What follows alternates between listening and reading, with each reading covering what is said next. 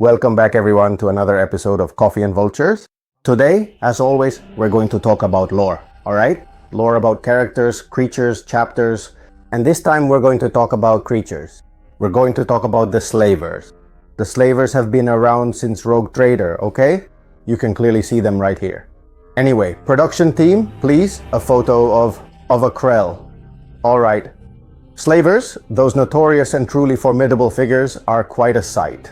This is a super interesting race, because it's not a race from the material plane, it's from the immaterium. It's not a spirit, it's not a soul, it's not a demon, it's a biological being, but from the warp, its form. Its form is, well, either circular, rounded, conical. There are many interpretations of its shape, okay? That said, it has tentacles, it levitates, and it's a creature that feeds on psychic energy. That's why it comes from the immaterium. How does it do this? Why is it considered so dangerous? Well, you need to understand the way in which a Krell or a slaver, also known as a puppeteer, interacts with people from the material plane. They are floating in their warp, and they identify a powerful psyker in the material plane. A truly formidable and exceptionally powerful psyker who is, well, diligently doing their biggest and most dangerous tricks, actively trying to summon malevolent demons, trying to attract certain dark and forbidden powers, and engaging in other perilous magical endeavors. In short, stirring up a bit of trouble. And the slaver or the slavers focus on him. Alright, it's 3 slavers who carry out this process, okay?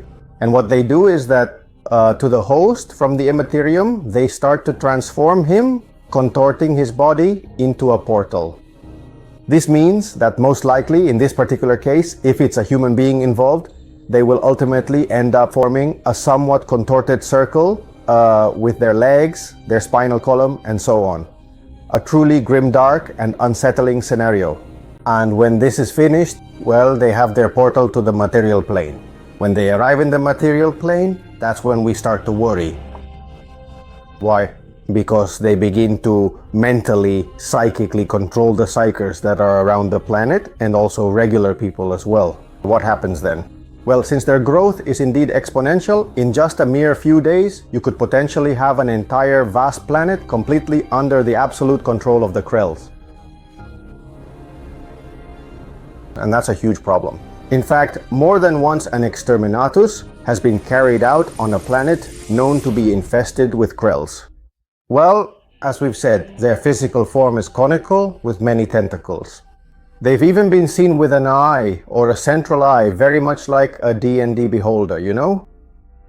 And well, honestly, it's a creature that is, in my opinion, very much inspired by H.P. Lovecraft, you know? All that cosmic horror and so on is very much centered in that world, very, very influenced by it. And well, it's one of the greatest threats the Empire faces, since just three Krells can start to take over a planet or even entire systems.